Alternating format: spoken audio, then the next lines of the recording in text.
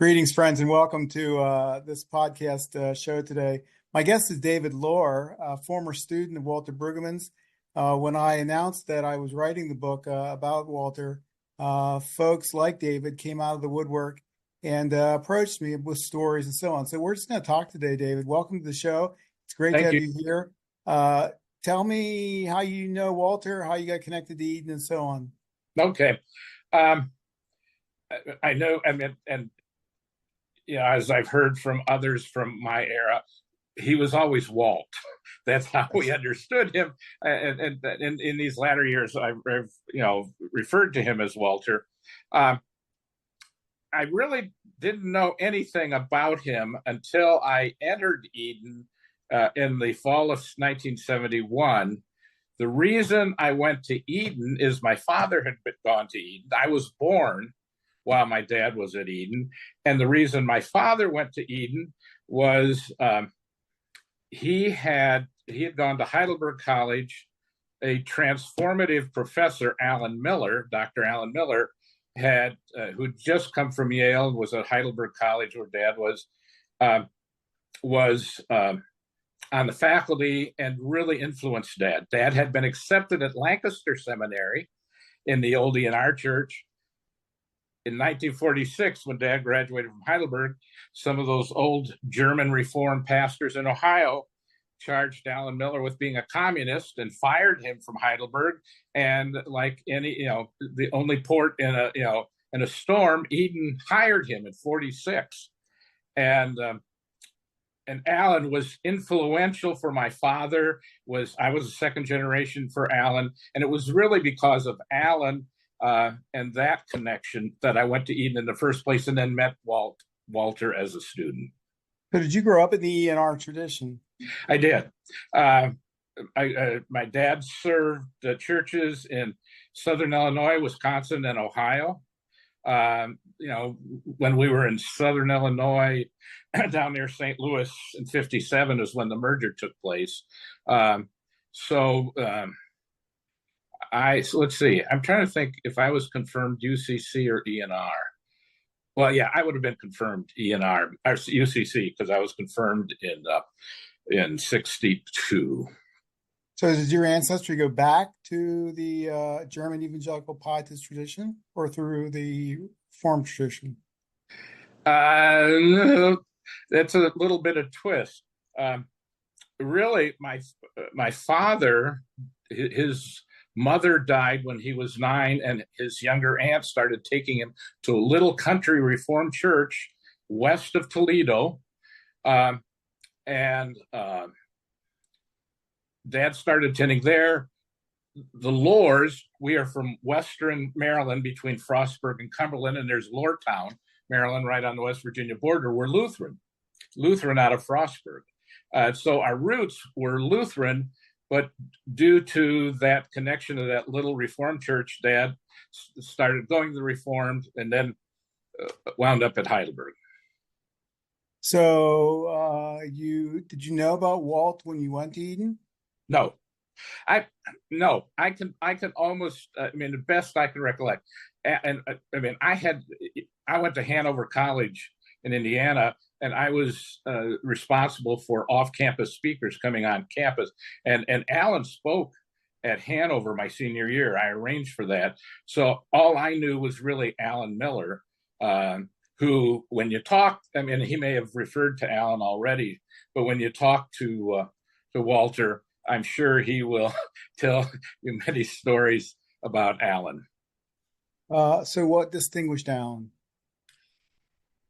Alan was 5'4", and he and his wife Dottie were out of a little town of Bangor, Pennsylvania, went to a one-room school. And Alan wound up going to Yale Divinity School, was the part of the ENR contingent in the configuration of the World Council of Churches in Uppsala, was systematic theology, just out the wazoo. And we would joke, because Alan was short and his arms really didn't extend that far, but he would always talk with his arms out. And the big joke was Alan always gave charts. Every class had a systematic chart. And the joke was across the street was Plymouth Junior High from the seminary.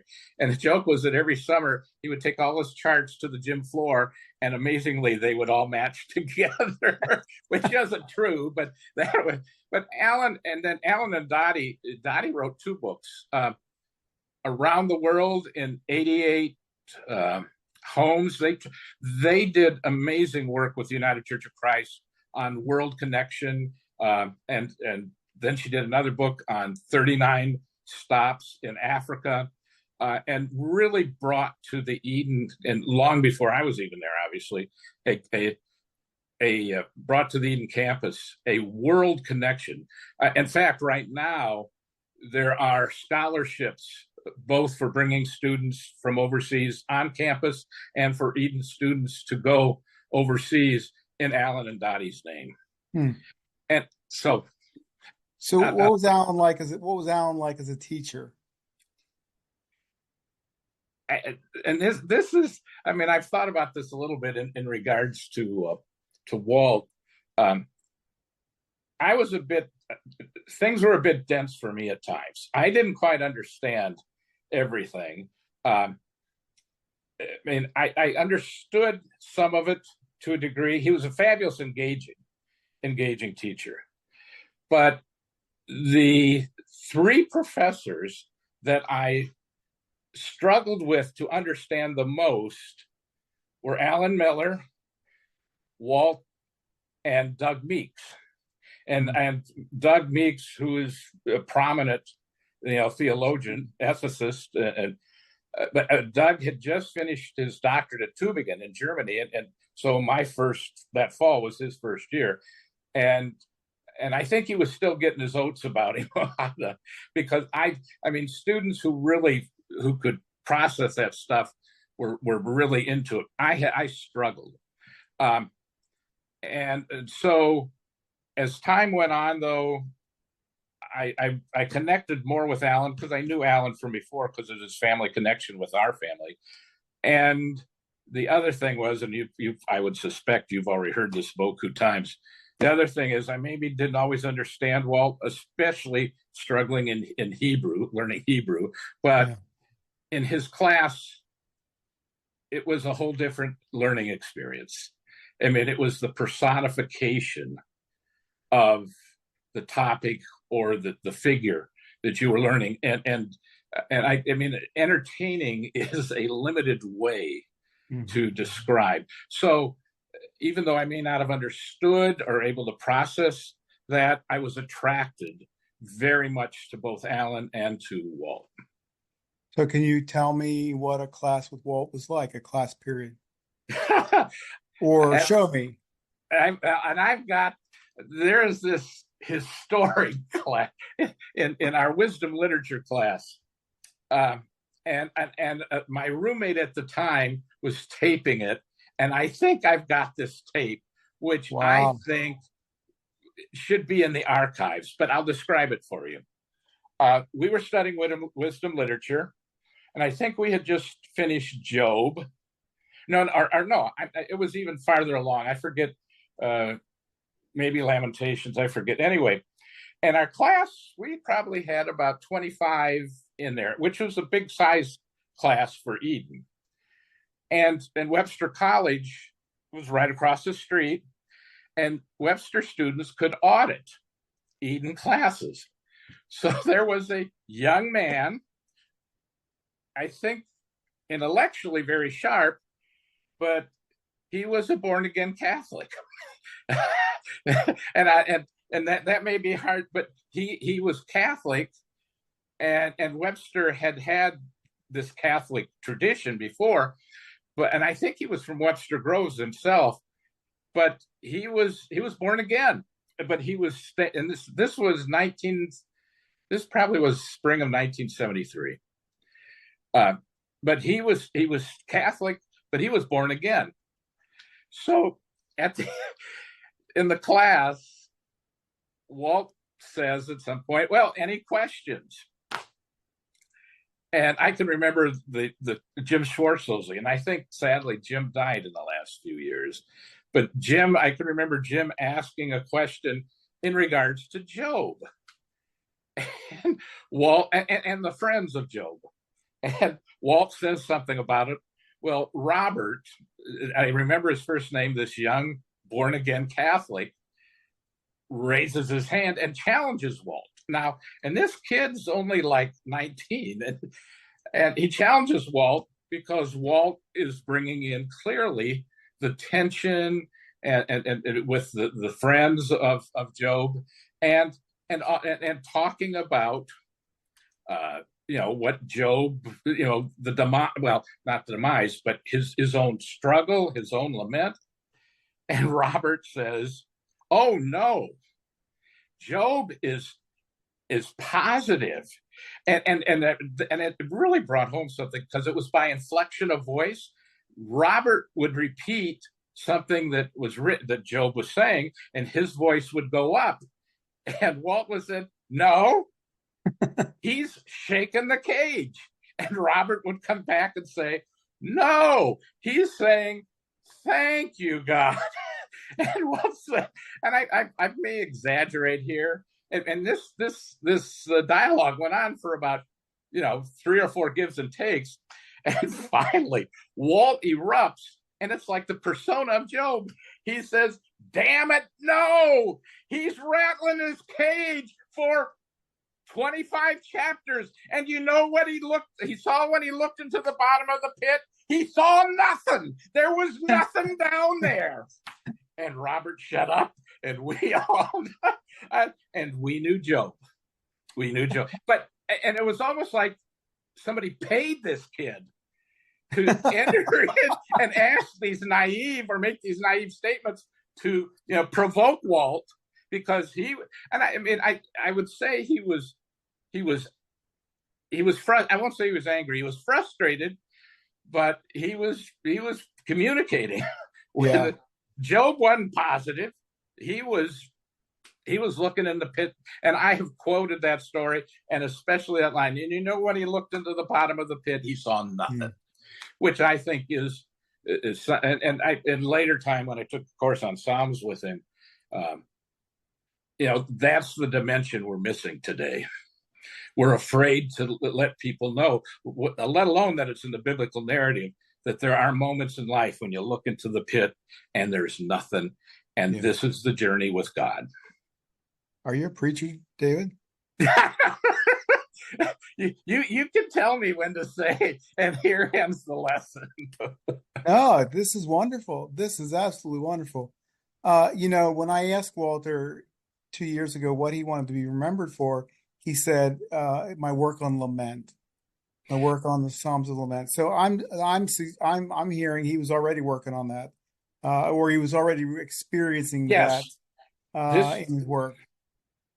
In that class of wisdom literature, which I think was spring of '73, he hadn't developed the threefold pieces of the Psalms at that point, but it was my introduction first to lament as part of the biblical narrative. It also, and this is where I said to you, Eden was transformative. It was also an introduction to me personally, that the lament is part of who you are as a person, and it's part of your journey. And it may be even bigger part than we've acknowledged in journeying with God. I was at the SBL meetings, Society for Biblical Literature, this past year, my first time ever as a sociologist. And I was struck how many sessions were about the social psychology, about the lament, and how even Walt's name got woven into some of those. So was he ahead of, I know that Niebuhr brought in social psych stuff, but was he ahead of his field at that time and working on lament? Yes. So, yeah. Yes, he was. And looking back, and I think I haven't had those personal conversations with him, but I think that's probably what drove him to get his doctorate in education, of trying to look at the whole person, the whole being. But yeah, lament was a big thing. Let me, you will be editing this. Oh yeah, just go Okay. ahead, David. Let me tell you the bump in the road. Is Yeah, that okay? please. Okay. Yeah. Well, the story, I was obsessed with the war, and Eden probably was farther ahead than, well, the year before we got there, in fact, I think it was the invasion into over the invasion to Cambodia. Well, no, it probably was the invasion into Cambodia. They had put chains on the doors, and the faculty had gone along with it, chains on the door of the school, and shut the school down for a day. But when it came to protesting and organizing, I was very frustrated because they were not more as demonstrative. And we were, I showed you the picture of me as a student. We were very liberal. So we guys in the singles dorm would have kegger parties. Yeah. And I wouldn't say I got excessively drunk, but I would get drunk, and then I would and this would have been 71, 72. And I would just start raging at everybody else there and say, how can we do this? We got B-52 bombers with the U.S. emblem on it dropping napalm on people, innocent people right now, and we're partying here. So that, and as I said, that probably to a degree says more about where I was in my maturity at that point. But so I struggled through Eden. I felt Eden, as any academic institution, should have been more responsive to the war. Now, and I find it interesting in what you have heard from him, written from him, his progression, especially from 72 to 82. I wasn't frustrated particularly with Walt because his affirmations were there, but it wasn't as proactive about everybody as I would have liked it. So anyway, at Eden, and I'm not sure, maybe other seminaries, you took an oral exam your first year, and you took an oral exam your second year. If you didn't pass your oral, you had to wait so many months to take it again, which was into your second year.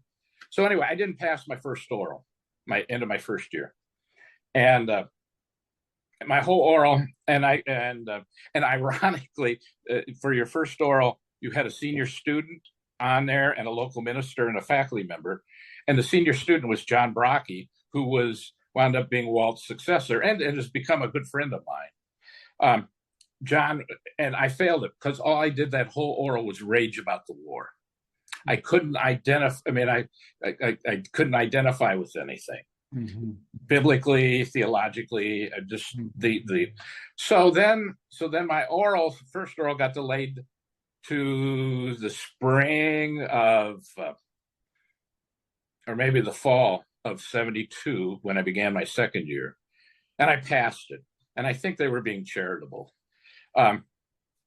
So then that delayed, then you still had to have a delay till you took your next oral. And my regular class was taking their next oral right when I was taking my follow-up one.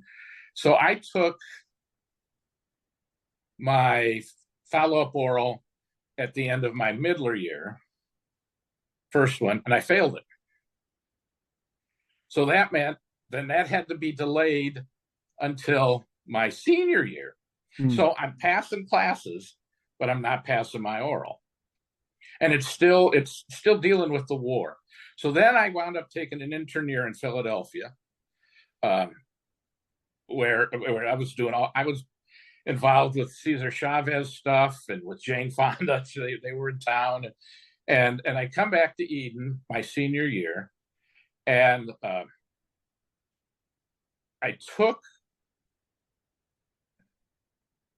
I guess I took my first oral really that fall. Anyway, I took the oral. I didn't pass it then. So now I'm in my senior year. Follow up. You failed 3 times. Yes. Well, no, I failed one time. Then my first year, the second time I took it, I passed it.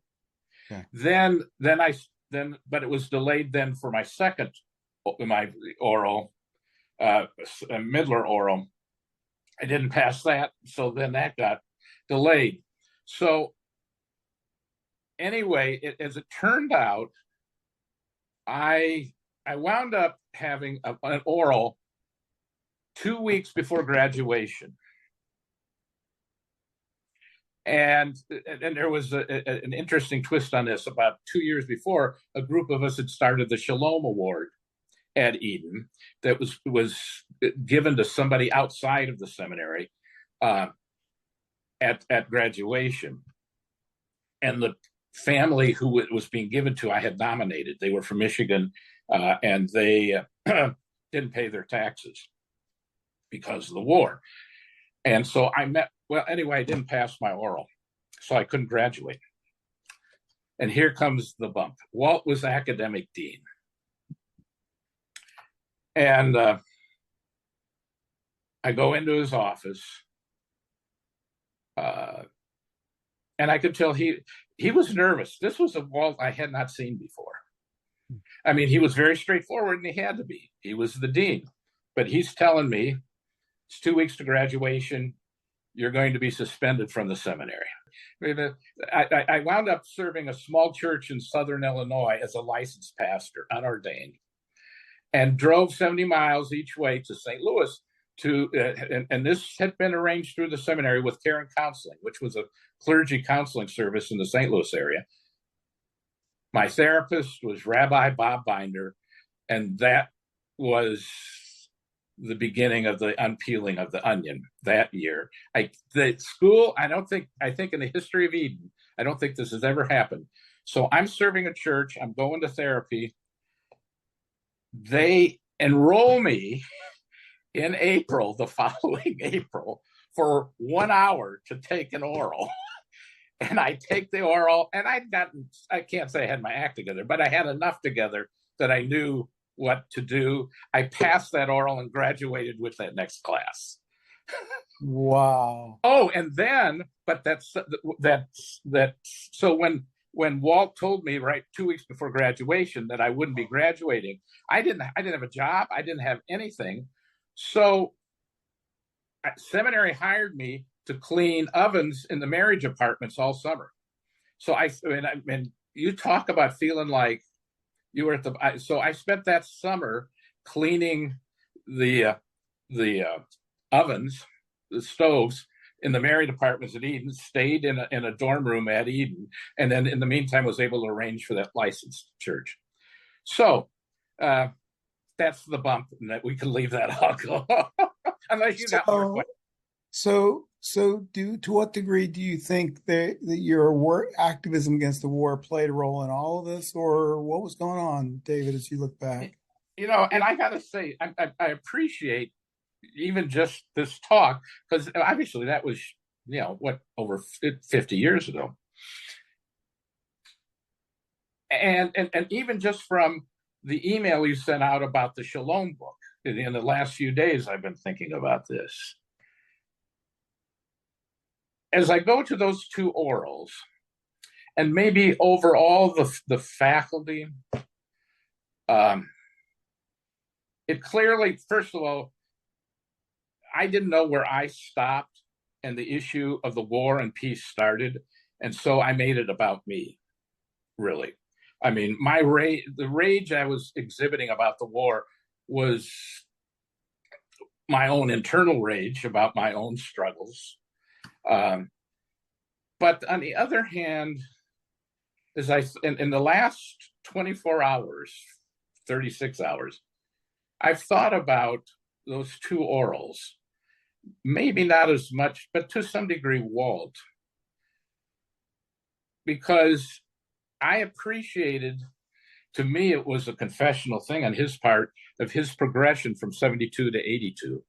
And that said to me, not that I was out ahead, but we were the Eden culture and my protesting and trying to organize in the St. Louis area against the war were two different cultures running up against each other.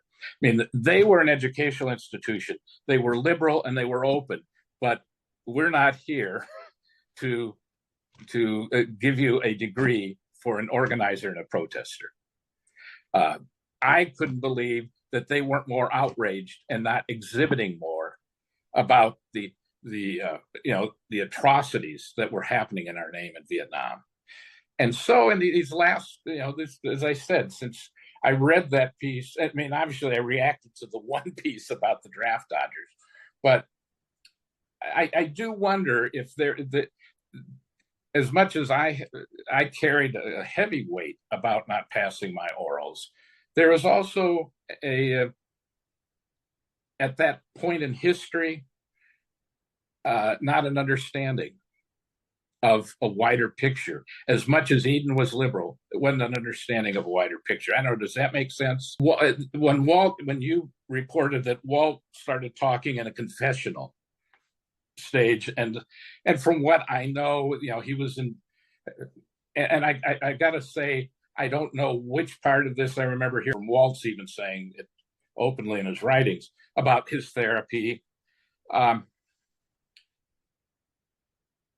Two of his writings were transformative for me afterwards, and after when I was in my ministry. I was in Houston serving a church, and all hell was breaking. It was a real liberal church, and it was a Presbyterian UCC church. Highest church in UCC per capita benevolence giving, fifth highest in the PCUSA. And they were crazy people. They were politically correct, obsessive folks. And I then had to become the conservative.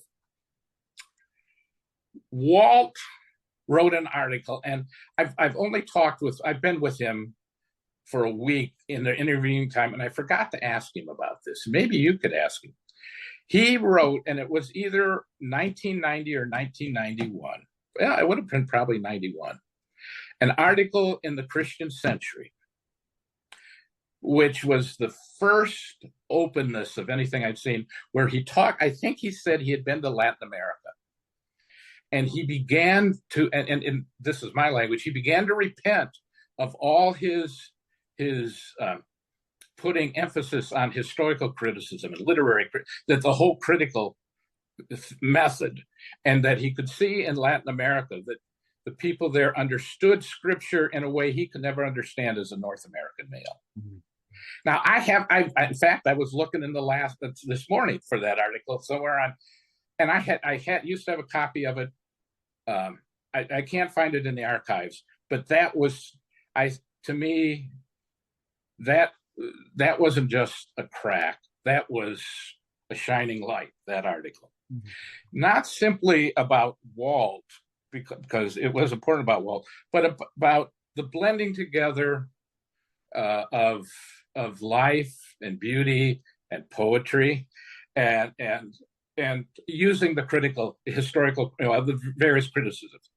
The second transformative piece, and I will say to you, in the midst of all this, I began 12-step recovery for addiction, right in the middle of all that. And I read, and I may cry, I read Finally Comes the Poet.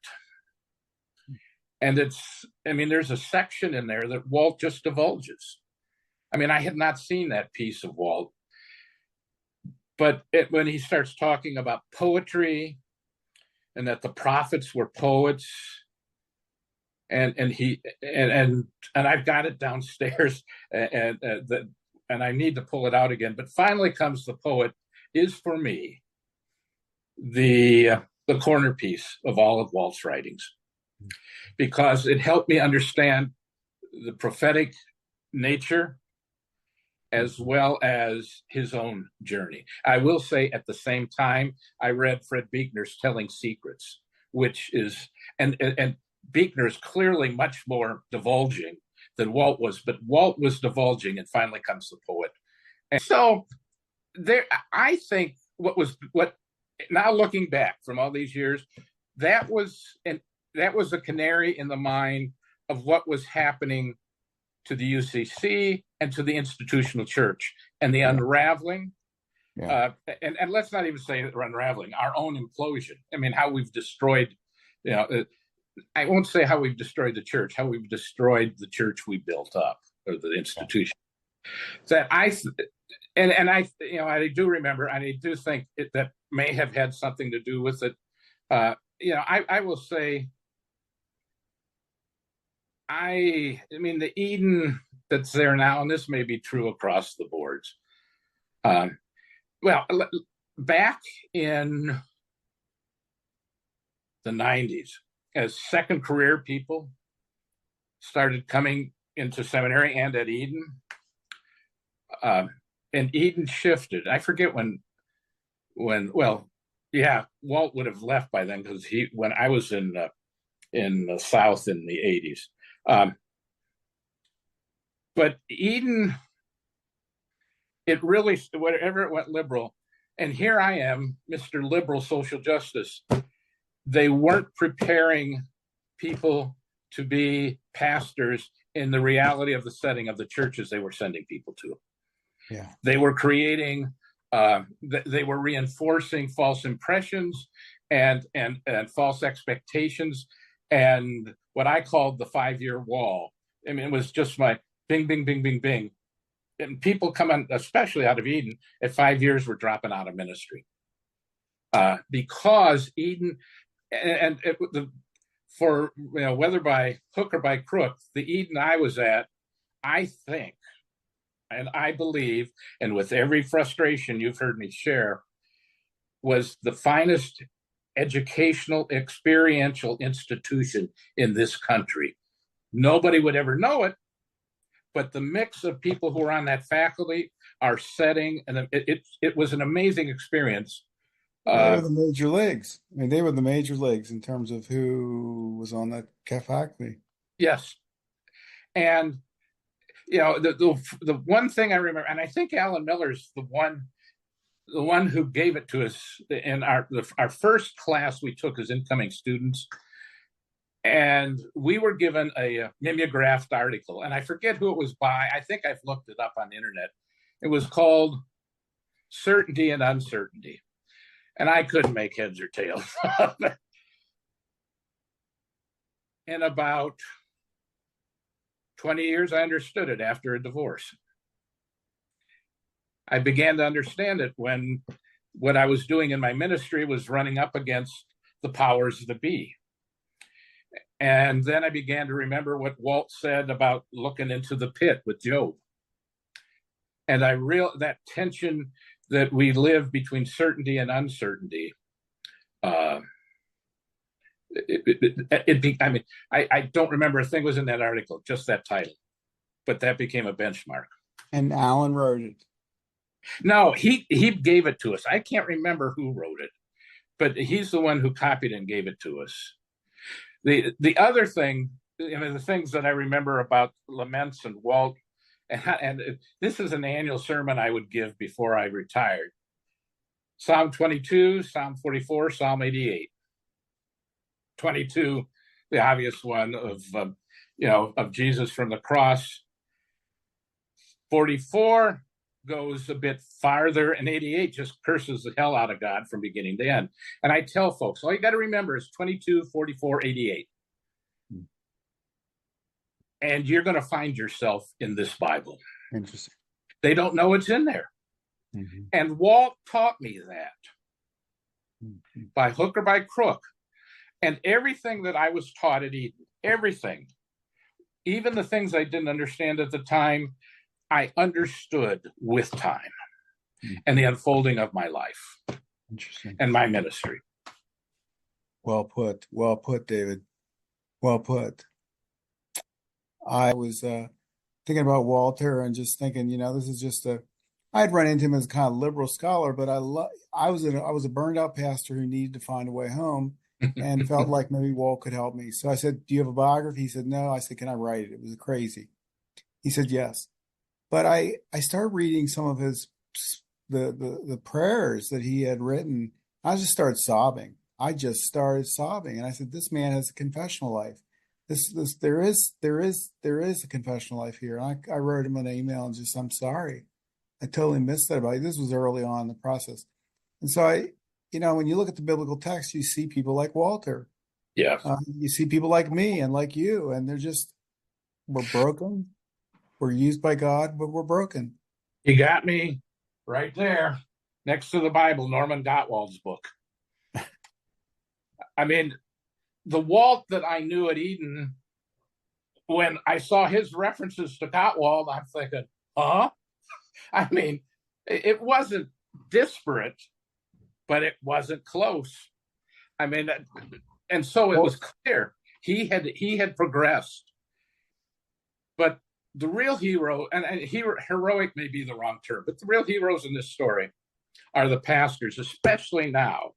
And I'm 10 years out, who are busting their butts to get people in the pews and keep those buildings going.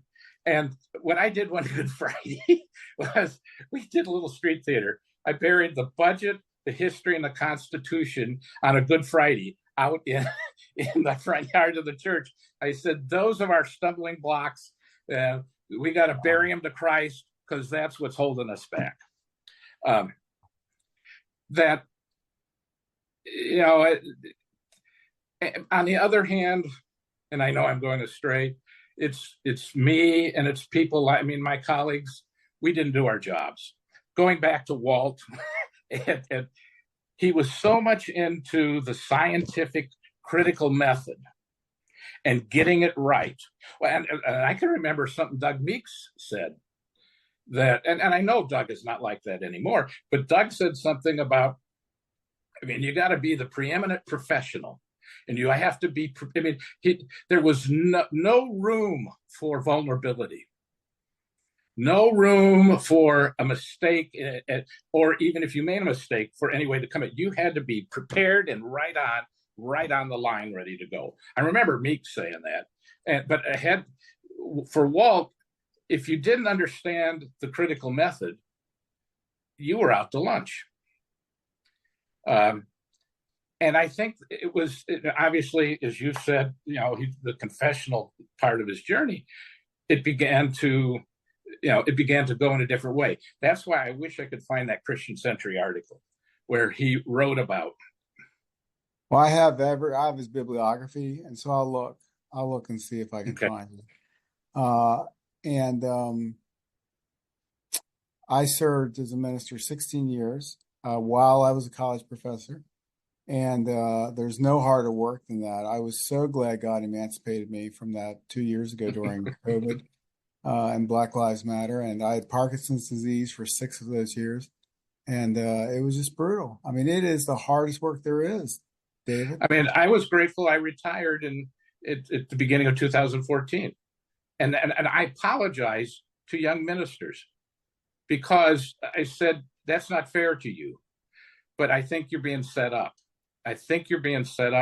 And I don't think seminaries, and I know the Eden now is not preparing people for the sociological, psychological reality that's going on in the communities. We're not, your background, sociology, we've got to have a sense of where people are. Well, for instance, one of the first things I do get invited to preach and guests and some interims, but I start with the Adam and Eve story as the beginning, because that's basically Kohlberg, Piaget, Erik Erikson. That's human development. And I said, that's your story. That's my story. And when they found that leaf, or when they were revealed that they were vulnerable, that's puberty. And I said, look at the wisdom of our ancestors who didn't write a scientific treatise, but a story that we could remember about how we are vulnerable and weak and journey with God.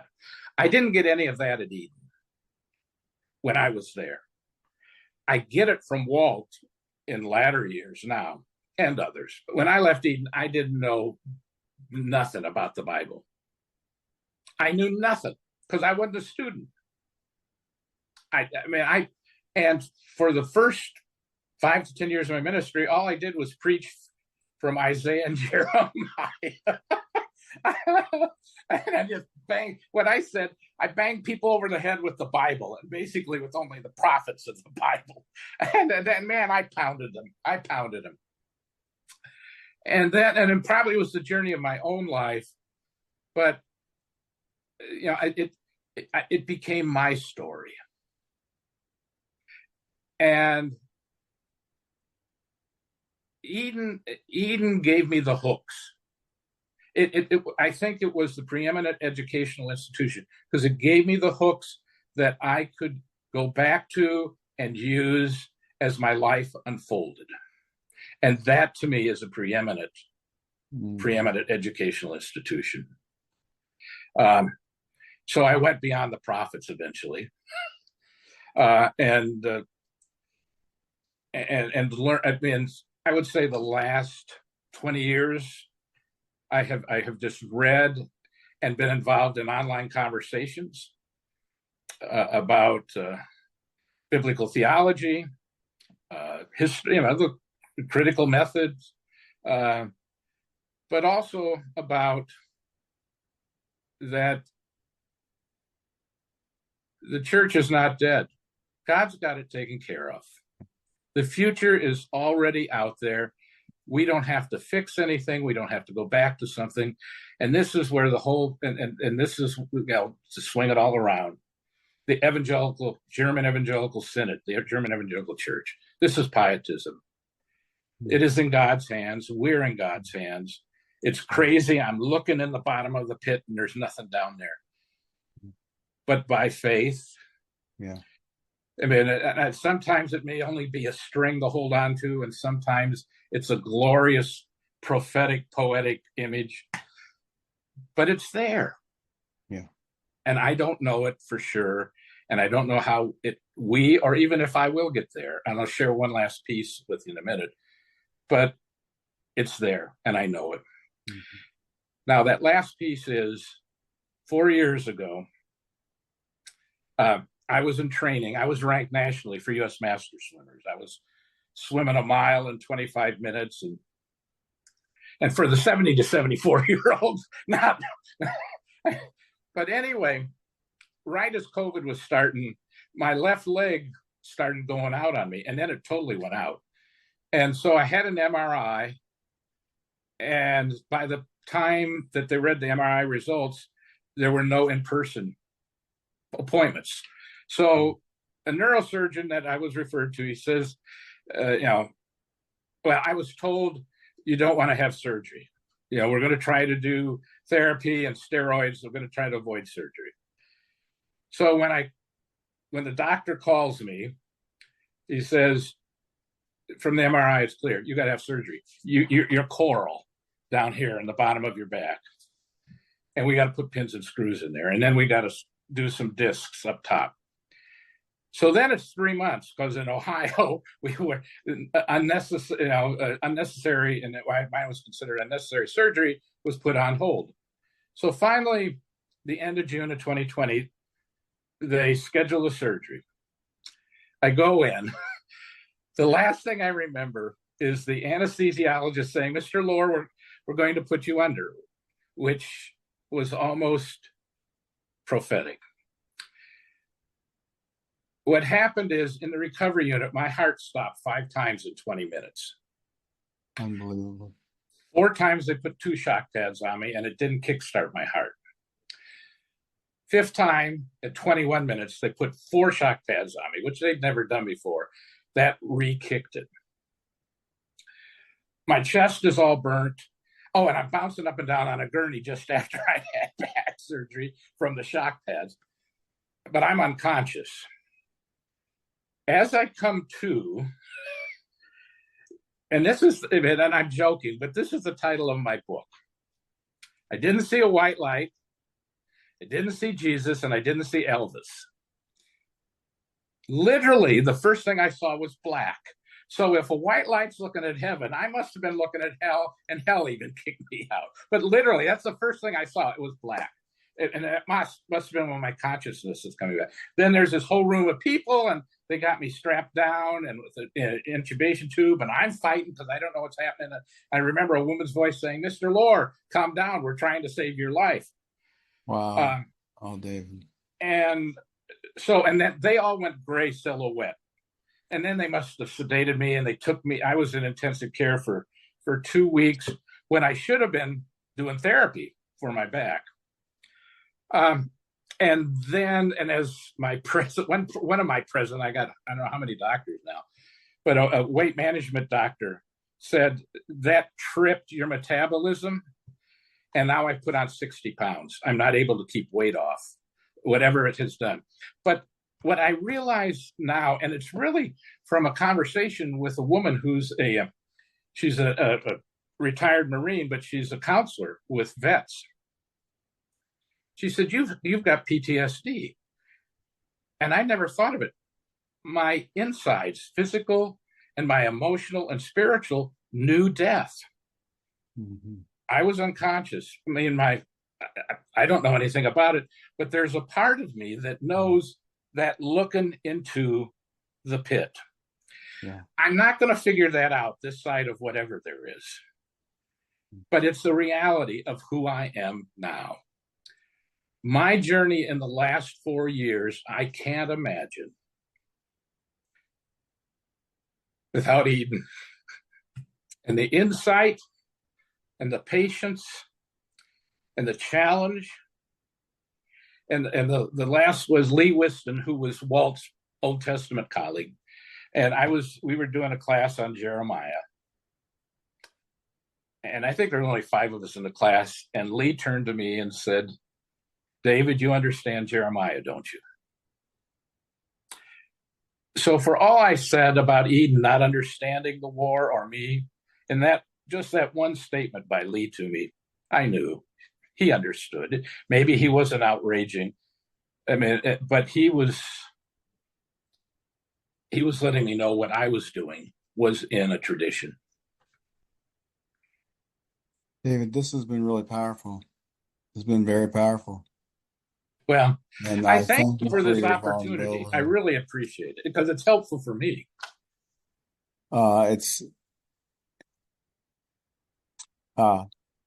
Let me go over this, send it back to you before I do anything. You may not use anything from this, I realize.